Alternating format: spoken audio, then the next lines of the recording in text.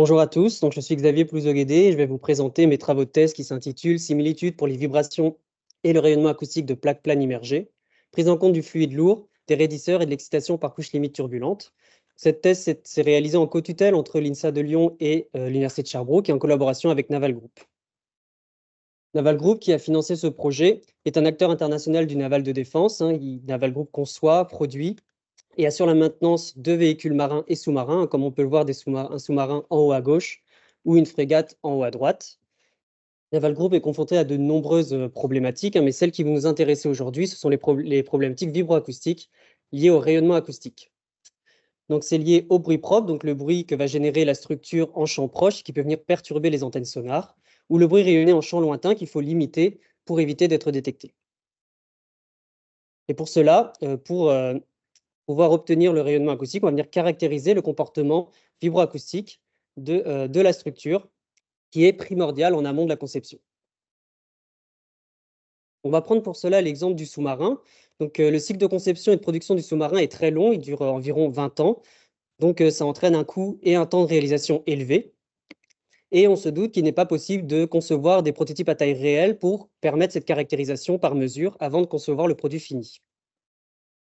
Mais par contre, il faut quand même une maîtrise des performances et ce, sur une large bande de fréquences.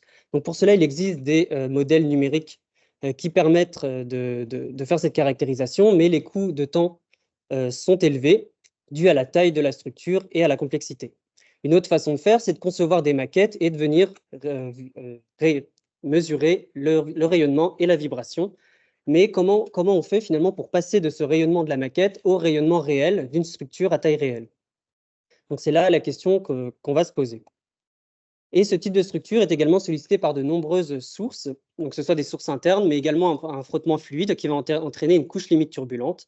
Et c'est cette excitation en particulier qui va nous intéresser. Et ces types de sources peuvent générer des vibrations et du bruit en champ proche, ainsi que du bruit en champ lointain.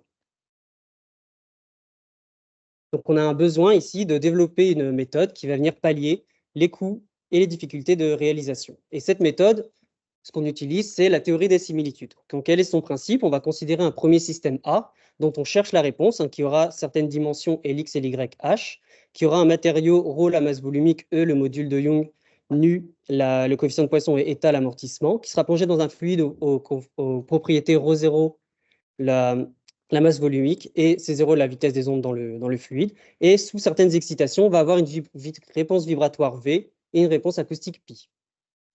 Et pour obtenir sa réponse, on va considérer un deuxième système B qui va avoir des propriétés qui seront différentes en termes de dimensions, de matériaux, de fluides environnants et d'excitation, et qui donc, logiquement, aura une réponse vibratoire V chapeau différente et une réponse acoustique pi chapeau différente. J'attire votre attention sur la notation ici qui va nous suivre pendant toute la présentation. Quand on va s'intéresser au système mis à l'échelle, donc système réduit, on va avoir des chapeaux sur les quantités, alors que quand on va s'intéresser à la réponse que l'on recherche, la réponse de référence, il n'y aura pas de chapeau sur les quantités. Donc l'objectif, c'est d'avoir une relation entre ces deux systèmes en reliant ces propriétés et à terme avoir une relation entre les réponses vibratoires entre elles et les réponses acoustiques entre elles.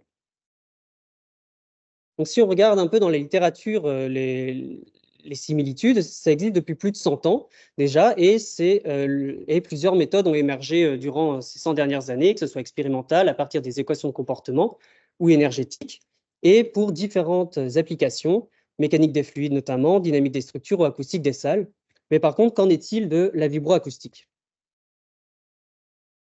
Donc, en termes de vibroacoustique, il existe déjà quelques études qu'on connaît, notamment à partir de structures réduites en air, avec par exemple, dans l'article de 2020, des mesures vibratoires et acoustiques sur un panneau excité ponctuellement, ou encore sous couche limite turbulente, uniquement de l'aspect vibratoire a été traité. Ici, on peut voir représenter la réponse vibratoire d'un panneau qui est retrouvée à partir de d'autres réponses vibratoires.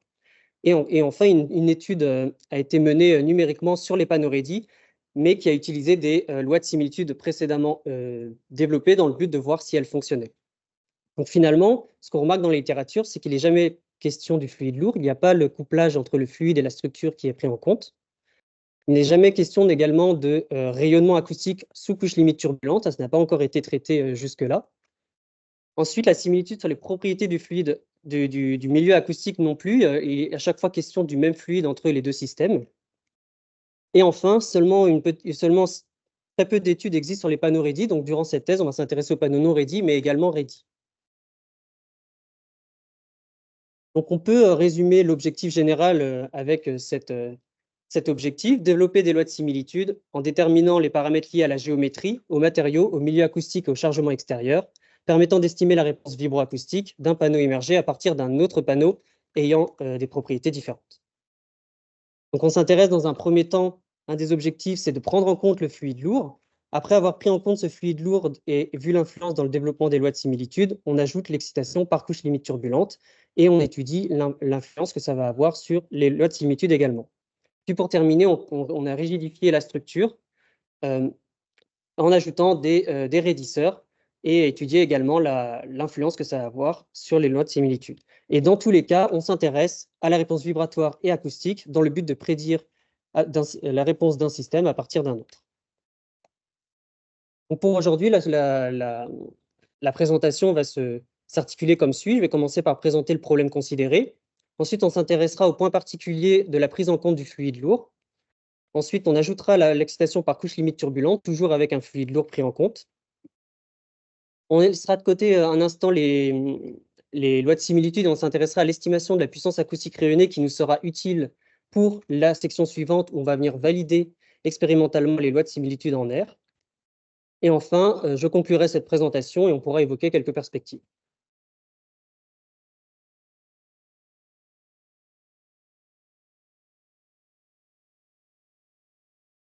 Donc le système qui va nous intéresser, c'est un panneau qui est rectangulaire, fin, qui est composé d'un matériau homogène et isotrope et qui sera en appui simple sur tout son pourtour. Ensuite, on ajoutera un fluide lourd dans lequel il sera plongé et qui sera pris en compte notamment en ajoutant un terme de pression pariétale qui va venir jouer sur le comportement du panneau.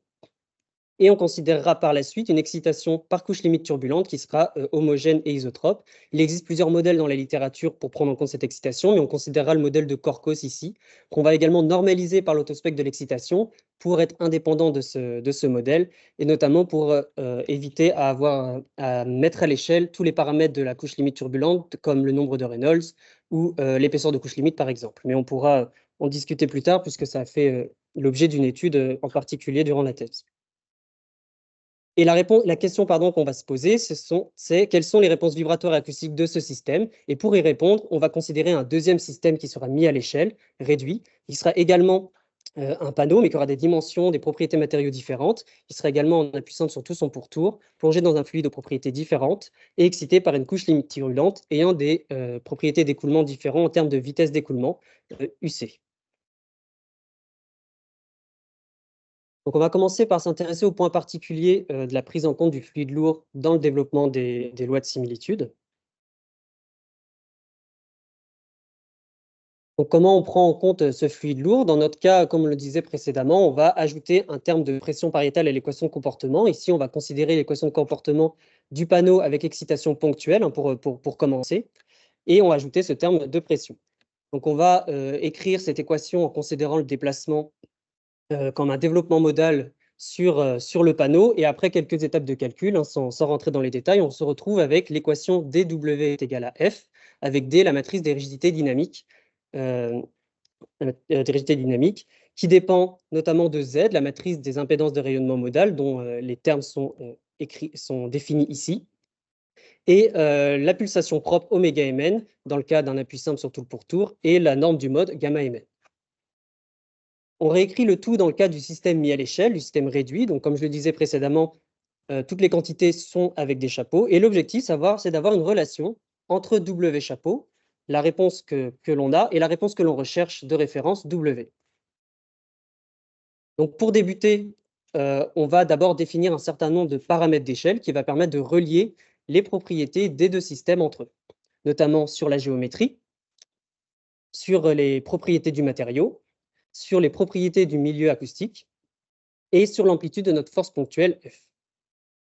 On va également énoncer quelques hypothèses pour permettre le développement des lois de similitude parfaites, qui sont que les dimensions selon x et y vont être mises à l'échelle de la même manière, Rx égale Ry.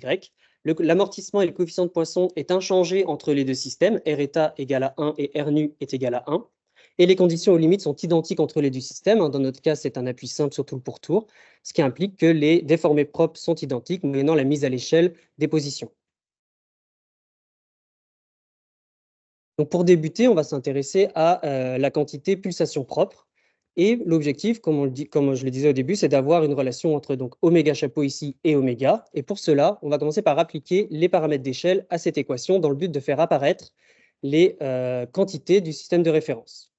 Donc les paramètres d'échelle apparaissent ici en rouge dans l'expression et on voit apparaître les quantités du système de référence. Et l'objectif, c'est d'avoir une relation donc, entre oméga chapeau et oméga. Et pour cela, on va effectuer la factorisation. Et ce qu'on voit apparaître ici, c'est l'expression de la pulsation propre de référence. Donc finalement, on a une relation directe entre la pulsation propre mise à l'échelle oméga chapeau et la pulsation propre de référence oméga. Donc c'est la loi sur les fréquences R oméga.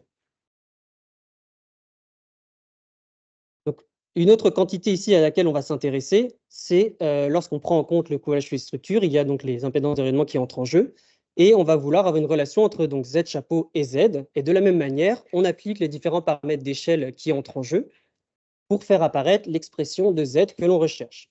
Par contre, ici, ce qu'on remarque, c'est que pour faire apparaître cette expression, dans l'exponentielle, dans l'argument de l'exponentielle, il y a un R oméga Rx sur RC0 qu'on va devoir imposer égal à 1 pour obtenir cette factorisation. Donc cette condition de similitude qu'on appelle doit être respectée pour pouvoir ensuite effectuer la factorisation et faire apparaître l'expression de Z.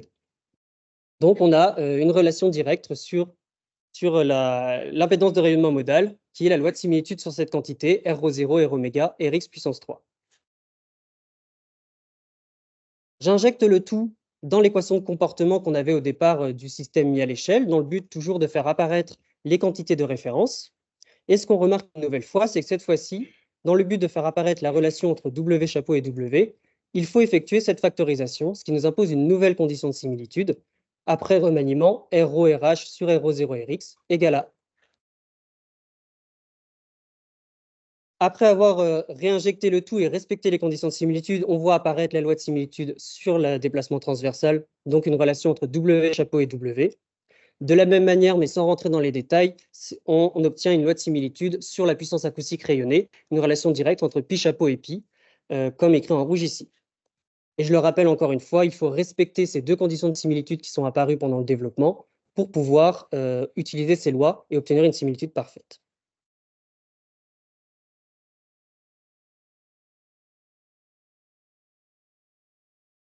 Donc maintenant, on va venir étudier ces conditions de similitude et vérifier numériquement si ces lois fonctionnent.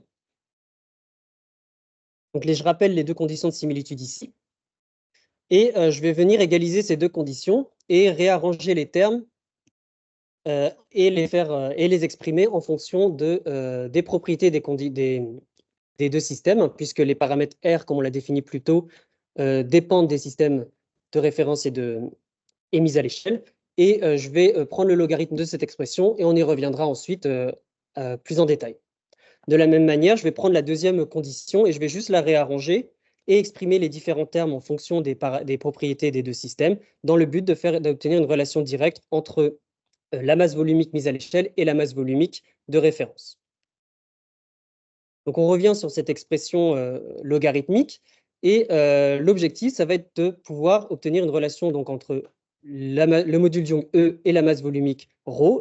Et dans ce cas, on va utiliser ce qu'on appelle un diagramme de HB qui relie ces deux quantités et qui permettent de constituer des catégories de matériaux qu'on voit, les bulles de couleur qu'il y a sur le diagramme de HB.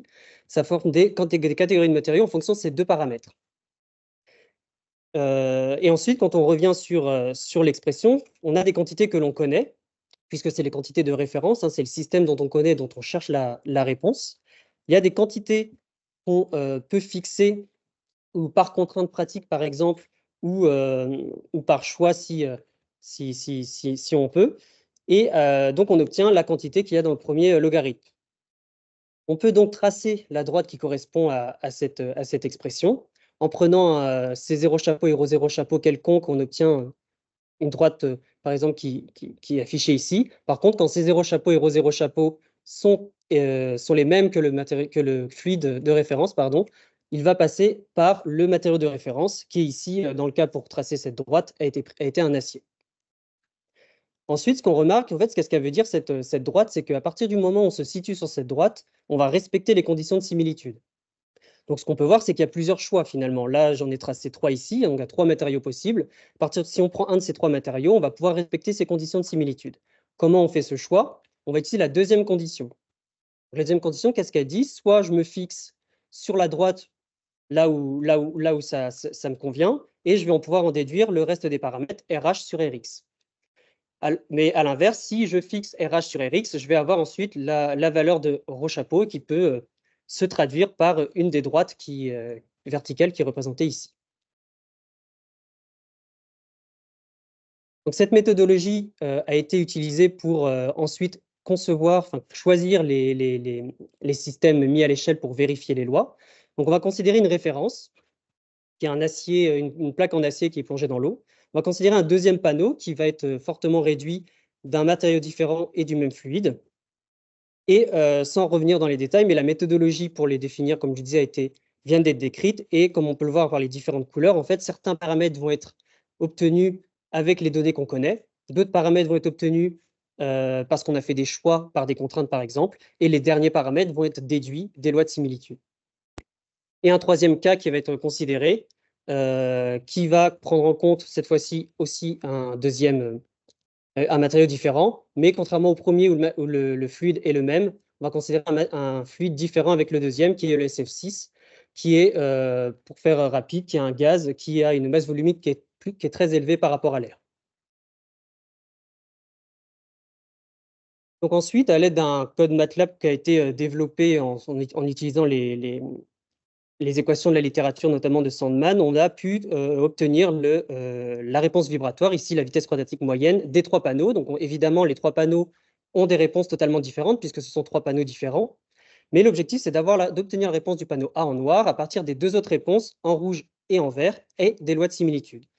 Donc, ce qu'on peut voir aussi, c'est que les bandes de fréquences sont très différentes entre les 3, et donc on se doute qu'en fonction du panneau qu'on va devoir mesurer, l'instrumentation à choisir est également importante pour obtenir la réponse que l'on recherche. Donc on applique les lois de similitude en fréquence et en amplitude, et ce qu'on va voir ensuite, c'est que les 3 courbes vont être totalement confondues. On va retrouver la réponse parfaitement du panneau A à partir des 2 autres réponses et des lois de similitude qui ont été appliquées. On peut vérifier également sur la réponse acoustique, ici la puissance acoustique rayonnée. On va avoir 3 réponses totalement différentes et on va appliquer les lois de similitude sur les 2 réponses du panneau B et C et obtenir parfaitement la réponse recherchée du panneau A. Donc une synthèse rapide de cette partie. Donc on a développé des lois de similitude sur la fréquence, sur le déplacement et sur la puissance acoustique rayonnée qui sont valables uniquement si les conditions de similitude et hypothèses de la dernière colonne sont respectées, notamment une condition sur la propagation du fluide et une condition sur le couplage fluide-structure.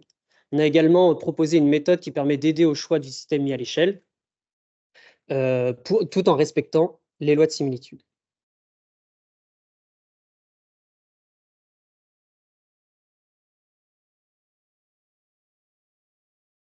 Donc maintenant, on va prendre en compte cette fois-ci non plus une force ponctuelle, mais l'excitation par couche limite turbulente. Donc, comment on prend en compte cette couche limite turbulente? Cette fois-ci, on va s'intéresser à l'interspect du déplacement, qui s'écrit comme suit. Et dans cette expression, on a des quantités qu'on connaît déjà, notamment les matrices des rigidités dynamiques D, et psi, ce sont les vecteurs des déformés propres du panneau. Et cette fois-ci, ici, l'excitation par couche limite turbulente sera prise en compte dans le terme en rouge ici d'acceptance modale, qui, à l'aide du terme SPP, qui est le modèle d'interspect des fluctuations de pression pariétale, qu'on a présenté avant. Ici, on va choisir le modèle de Corcos pour prendre en compte l'excitation. On réécrit le tout dans le cas du système mis à l'échelle. Donc, cette fois-ci, on a bien les chapeaux sur toutes les quantités. Et l'objectif, c'est d'obtenir la relation entre SWW chapeau et SWW sans chapeau. Donc, on ne va pas refaire le détail puisque c'est la même méthodologie que l'on vient de voir avec le fluide lourd. Mais après application des différents paramètres d'échelle, on va obtenir les lois de similitude sur les différentes quantités, les intégrer dans l'expression de SWW chapeau. Juste un petit point particulier qu'on ne voit pas ici puisqu'on ne fait pas le développement, c'est qu'une condition de similitude apparaît en plus lorsqu'on va s'intéresser au développement de la loi de similitude sur sur l'excitation couche limite turbulente qui intervient dans les arguments des exponentielles, qui est Rx, R oméga sur RUC égale à 1. RUC, c'est le paramètre d'échelle sur la vitesse d'écoulement. Et si on respecte ces lois de similitude, on va pouvoir utiliser les lois de similitude et obtenir celles sur l'interspect du déplacement. De la même manière sur la puissance acoustique rayonnée, qui dépend de la matrice des interspects vibratoires, on vient de développer la loi sur celle de l'interspect du déplacement, et moyennant un oméga carré, on retrouve les interspects de la matrice vibratoire, des vitesses vibratoires, pardon, et de la matrice des résistances de rayonnement, qui est définie comme suit. Donc, de la même manière, on applique les différents paramètres d'échelle sur les quantités, ce qui nous permet d'avoir donc la loi de similitude sur la matrice des vitesses vibratoires, la loi de similitude sur la matrice des résistances de rayonnement, et après avoir injecté dans l'expression de la puissance, on obtient une relation directe entre pi chapeau et pi. Et cette loi également est valable uniquement si les trois conditions de similitude ici sont respectées. Donc maintenant, on va venir étudier donc, ces conditions de similitude également et vérifier numériquement si ces lois fonctionnent. On a déjà parlé des deux premières conditions de similitude, donc on ne va pas y revenir, à partir du moment où il faut toujours évidemment les prendre en compte. Et on va s'intéresser à cette nouvelle condition, Rx R oméga sur RUC égale à 1. Donc si j'égalise la condition de droite et la condition de gauche, finalement on se retrouve avec la condition RUC égale RC0. Donc cette condition elle est importante et elle est contraignante puisqu'elle signifie que la mise à l'échelle de la vitesse d'écoulement doit se faire de la même manière que la mise à l'échelle des vitesses de propagation dans le fluide. Donc plus simplement, si on veut changer de vitesse d'écoulement entre les deux systèmes, on va devoir changer de fluide entre les deux systèmes. On reprend les mêmes cas que précédemment, et cette fois-ci, on va ajouter non pas une force ponctuelle, mais un écoulement.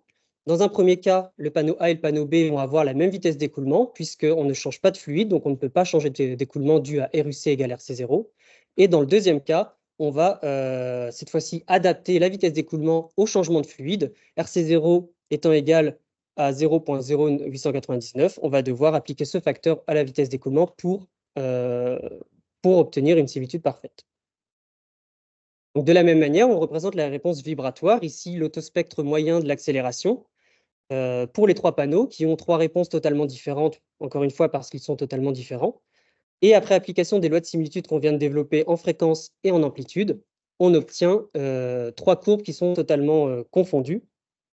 Donc on a retrouvé la réponse que l'on recherchait du panneau A à partir des deux autres réponses et des lois de similitude. On peut vérifier également en acoustique, sur la puissance acoustique rayonnée. Après application des lois sur les trois réponses qui sont totalement différentes, on obtient parfaitement la réponse recherchée du panneau A. Une synthèse rapide de cette partie. Donc, on a obtenu des lois de similitude sur la fréquence, encore une fois, l'interspect du déplacement et la puissance acoustique rayonnée. Et une nouvelle fois, ces lois de similitude sont valables uniquement sous certaines hypothèses et conditions de similitude qui sont rappelées dans la dernière colonne, dont la condition sur la propagation dans le fluide, sur le couplage fluide-structure, et cette fois-ci en plus sur la mise en similitude de l'excitation.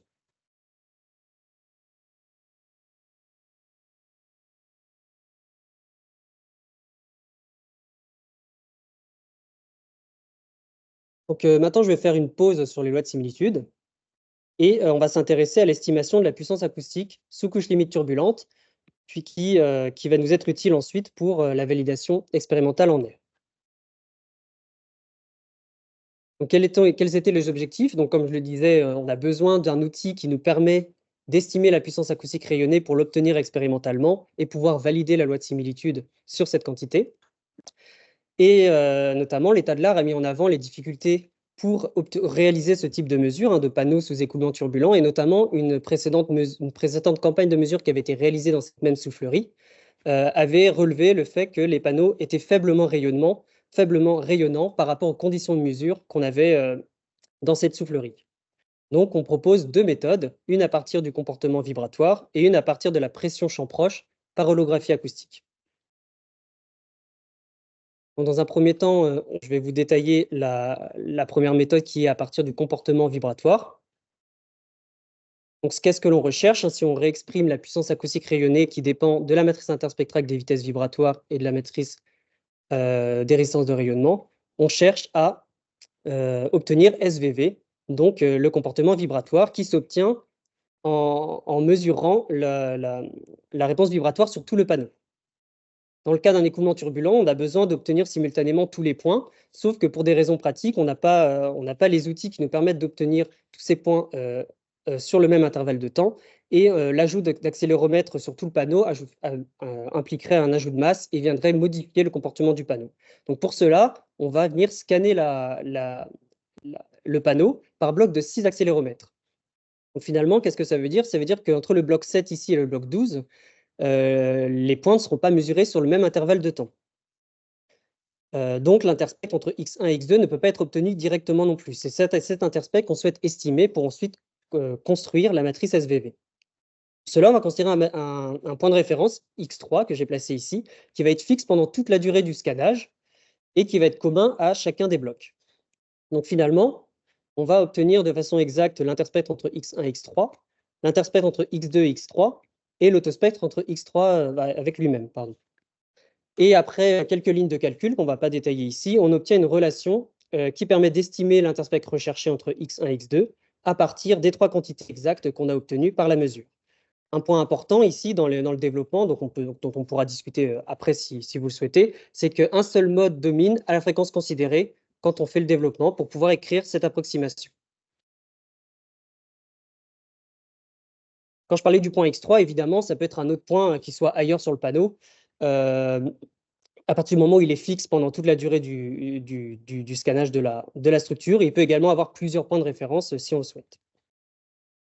Qu'est-ce que cela donne numériquement dans un premier temps?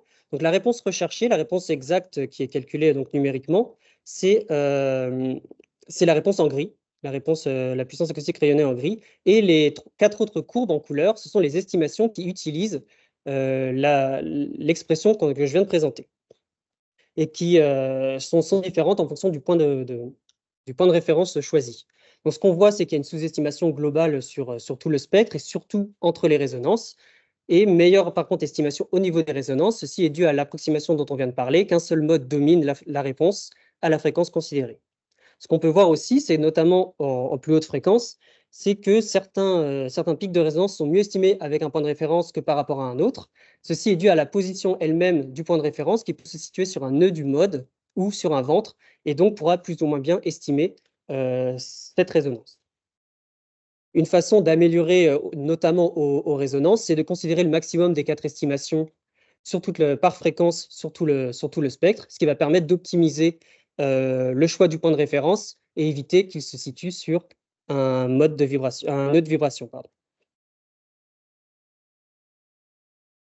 La deuxième méthode, cette fois-ci, c'est à partir de la pression acoustique en champ proche et par holographie acoustique.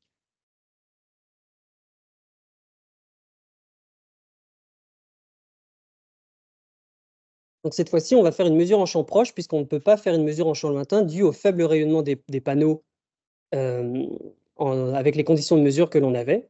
Donc l'objectif, c'est de pouvoir exprimer la puissance acoustique rayonnée directement en fonction donc de la pression en champ lointain, qui est la quantité finalement SPR que l'on recherche.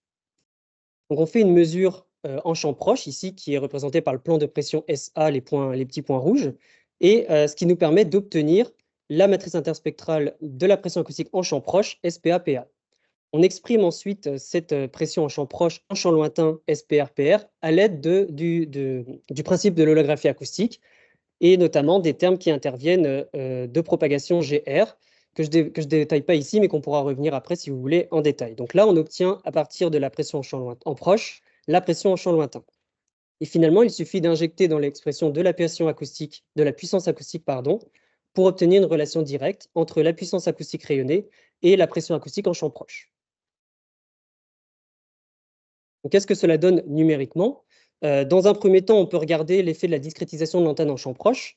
Donc, ce qu'on peut voir avec les résultats présentés ici, c'est qu'il y a peu d'influence à partir du moment où on va considérer un nombre de points minimum par longueur d'onde. Ici, par la suite, on considérera un nombre de points de 4,55 exactement pour l'antenne en champ proche. Mais par contre, si on s'intéresse à un autre paramètre qui est la taille de l'antenne en champ proche, on va remarquer qu'il y a une plus forte influence, notamment ici, L égale à 1 signifie une antenne qui fait la même taille que le panneau, L égale à 2, 2 fois la taille du panneau, etc. On va remarquer que plus on augmente la taille de l'antenne, et meilleur sera l'estimation de la puissance. Donc on va venir ensuite vérifier, valider expérimentalement cette méthode avant de pouvoir l'utiliser pour les lois de similitude. Donc le montage qui a été mis en place, on a mis donc un panneau affleurant un baffle en bois rigide qui fait face à un convergent où il y a la sortie d'air, où l'écoulement turbulent débutera, et une zone de mesure qui se situe en dessous du panneau. Là, on va pouvoir venir placer les accéléromètres. Donc le panneau est, avant d'être mis en place, évidemment maillé en 120 points de mesure, et on va venir placer nos 6 accéléromètres qui vont venir déplacer toutes les 1 minute de mesure. Et ce qui va nous permettre de scanner la surface totalement. Pour la méthode acoustique, on va ajouter cette fois-ci un encoffrement autour de la zone de mesure pour permettre d'isoler des bruits de la soufflerie qui, malgré qu'elle soit silencieuse, crée un bruit ambiant qui va venir masquer en partie la réponse. Et on va ajouter une antenne en champ proche qui est environ à 6-7 cm dans le cas de la mesure. Et comme on peut le voir sur cette photo, cette antenne, elle fait la taille du panneau. Donc, comme je le disais précédemment, une antenne qui fait la taille du panneau aura forcément une sous-estimation de la mesure de la puissance à terme. Mais pour des raisons pratiques, on n'a pas pu avoir une antenne plus grande. Donc, on s'attend à une sous-estimation, mais on, on fait cette mesure quand même. Donc, voici une comparaison des 2 méthodes avec la réponse théorique. Donc, en gris, c'est la réponse que l'on recherche théorique. Et en bleu, c'est la réponse avec la méthode acoustique, par holographie acoustique. Et ce qu'on peut voir avec cette réponse, c'est qu'on a une sous-estimation globale à laquelle on s'attendait dû au fait de la faible taille de l'antenne. Et ce qu'on remarque aussi, c'est un plancher de bruit qui apparaît sur tout le spectre, qui nous empêche d'avoir la réponse en dessous de ce plancher de bruit. Pour la deuxième méthode, la méthode à partir du comportement vibratoire, on va observer une meilleure estimation, notamment aux résonances, mais une sous-estimation aux antirésonances, comme on s'y attendait, comme on l'a pu le voir numériquement. Mais dans les 2 cas, on a tout de même une sous-estimation globale de la puissance.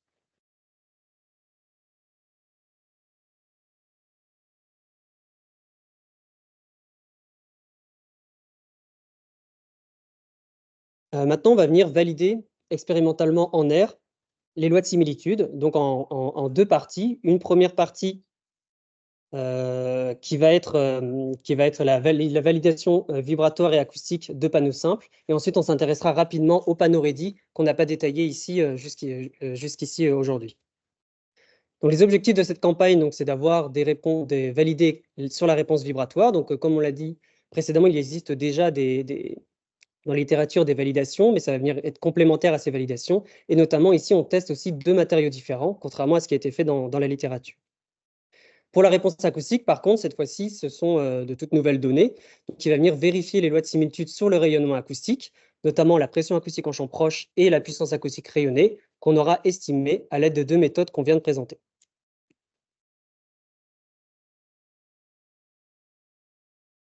Donc pour cela, on va considérer un premier panneau, donc notre panneau de référence, le panneau dont on recherche la réponse, le panneau E1, qui va être un aluminium, et un deuxième panneau qui va être le panneau réduit, le panneau mis à l'échelle, qui va être un acier cette fois-ci. Et j'attire votre attention sur le fait que la vitesse d'écoulement est la même. Encore une fois, pour la même raison, la condition RUC égale RC0 nous impose de garder la même vitesse d'écoulement dû au fait qu'on ne peut pas changer le fluide de la soufflerie. Donc, dans un premier temps, on va s'intéresser aux réponses vibratoires et acoustiques des panneaux simples. Donc le montage, il est similaire à celui qu'on vient de présenter, sauf que cette fois-ci, pour la réponse vibratoire, on va fixer 7 accéléromètres un peu éparpillés sur le panneau pour obtenir la réponse vibratoire en 7 points. Et si je trace l'autospectre moyen sur ces 7 points de l'accélération pour ces 2 panneaux, panneau E1 en noir, donc la réponse qu'on recherche, le panneau E3 en vert, donc la réponse du petit panneau, et qu'on applique les lois de similitude sur la réponse de la courbe verte, donc du panneau E3, on va obtenir la réponse en rouge. Et ce qu'on peut voir, c'est qu'on on retrouve plutôt bien la réponse que l'on recherche en noir à partir des lois de similitude et de la réponse en verte que l'on a mesurée. Enfin, les 2 ont été mesurés, mais du petit panneau. Pour la réponse acoustique, le montage est similaire à celui qu'on a vu précédemment. On a l'antenne qui est en champ proche, toujours à 6-7 cm. Pour le grand panneau, l'antenne est plus grande puisque le panneau est plus grand, donc on aura plus de microphones, mais sinon le montage est le même. Donc si on regarde la pression acoustique, l'autospec de la pression acoustique moyennée sur tous les microphones de l'antenne, on va obtenir ces réponses. Donc toujours en noir, c'est la réponse que l'on recherche, le panneau E1. En vert, c'est la réponse qu'on mesure sur le panneau E3, le petit panneau. Et en rouge, après application des lois de similitude sur la réponse en vert. Et ce qu'on va pouvoir voir ici, c'est que si on regarde dans un premier temps les fréquences, elles vont être obtenues aux bonnes fréquences que l'on recherche. Par contre, on a toujours ce plancher de bruit qui est présent, hein, qu'on ne peut pas plus limiter que précédemment et qui va venir masquer une partie de la réponse et relever un peu le signal. Mais par contre, comme on a une bonne estimation au niveau des fréquences, on a pu vérifier en partie la loi de similitude. Cette fois-ci, on s'intéresse à la puissance acoustique rayonnée. Donc pour cela, j'utilise les méthodes qu'on a décrites juste avant pour estimer la puissance des deux panneaux. Donc encore une fois, on cherche la réponse en noir à partir de la réponse en verte et des lois de similitude. Et quand on applique les lois de similitude, on obtient la réponse en rouge. Donc de la même manière, ce plancher de bruit, quand on utilise la méthode par holographie acoustique, on le retrouve. Donc ça nous masque une grande partie du signal. Mais d'un point de vue fréquentiel, si on regarde les pics, ils apparaissent au bon endroit, avec une surestimation tout de même, surtout en haute fréquence.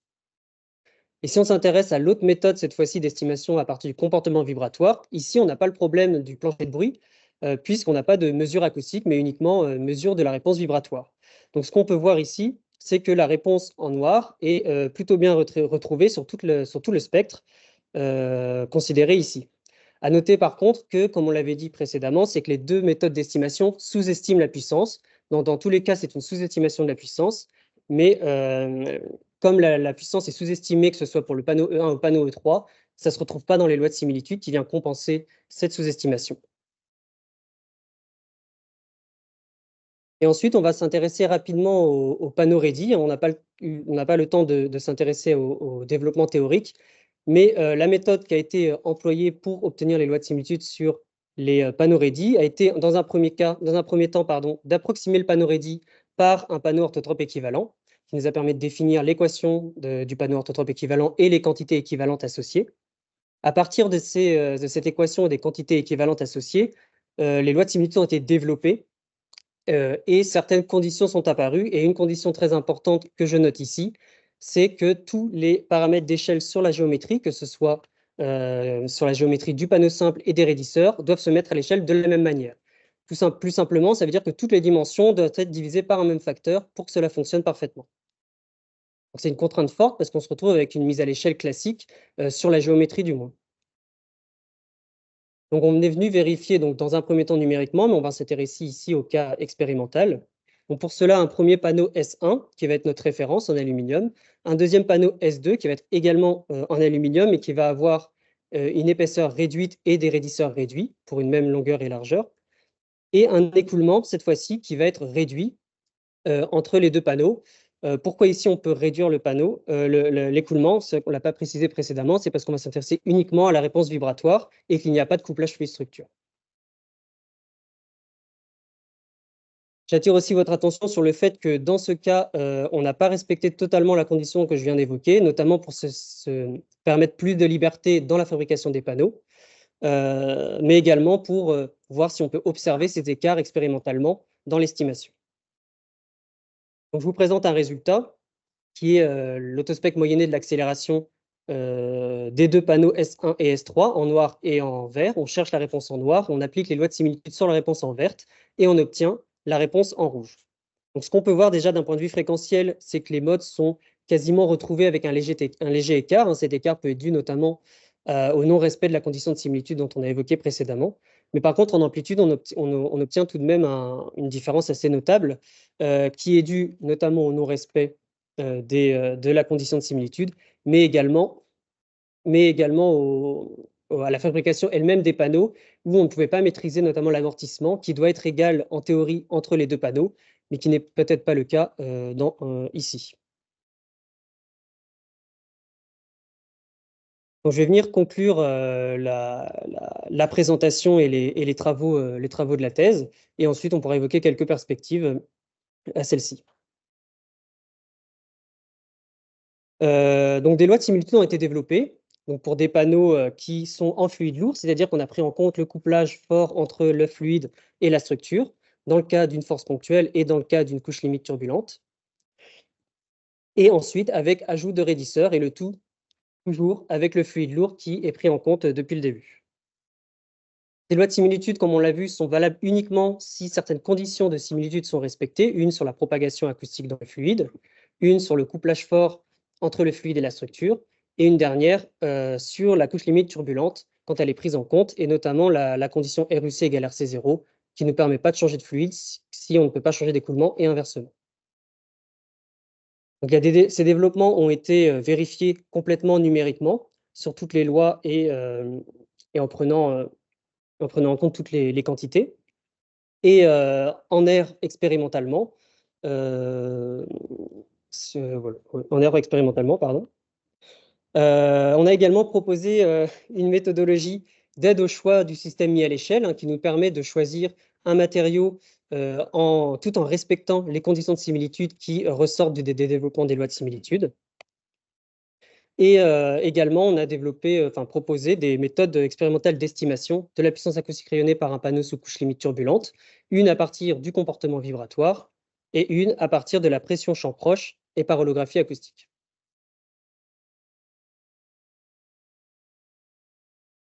Donc, on va pouvoir évoquer quelques perspectives à la thèse. Donc, parmi toutes celles qui sont possibles, en très court terme, on aimerait poursuivre les études sur l'estimation de la puissance acoustique, notamment parce que expérimentalement, comme je vous l'ai montré, on avait une antenne qui faisait la taille du panneau. Donc, il serait intéressant de repenser le montage pour pouvoir pour se permettre d'avoir une antenne plus grande et vérifier la méthode qui a été développée.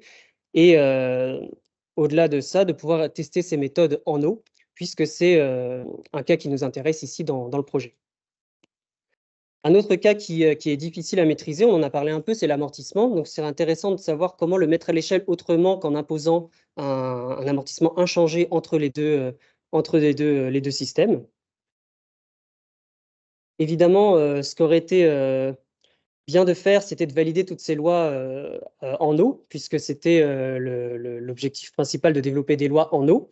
Et notamment en prenant en compte donc ce couplage fluide-structure, et que ce soit pour excitation ponctuelle ou couche limite turbulente. Un peu plus tard, on pourrait étendre ces lois, cette fois-ci à des structures courbées, hein, qui se rapprocheraient finalement des structures navales réelles, en commençant évidemment par des plaques courbées ou des coques cylindriques qui seraient plus représentatifs du domaine naval. Et un dernier point qui m'intéresse particulièrement, c'est les similitudes partielles. Donc, qu'est-ce que c'est? Ce sont les similitudes où on ne respecte pas totalement les conditions de similitude. Donc, un biais est engendré et il serait intéressant de définir un critère qui permettrait de quantifier ce biais et pourquoi pas de développer une méthode qui viendrait corriger ce biais par la suite. Donc là, j'ai représenté un graphe qui sort de la littérature puisque quelques études ont commencé là-dessus. Donc ici, qu'est-ce qu'elle représente? Elle représente le biais qu'il y a lorsqu'on va s'intéresser à la distorsion géométrique. Donc il y a deux kappa A qui va s'intéresser à la distorsion selon la longueur et kappa B sur la largeur. Donc pour le moment, on s'intéresse uniquement à la géométrie, mais à terme, il serait intéressant de s'intéresser à tous les paramètres en jeu dans la mise en similitude. Je vous remercie pour votre écoute et si vous avez des questions, n'hésitez pas.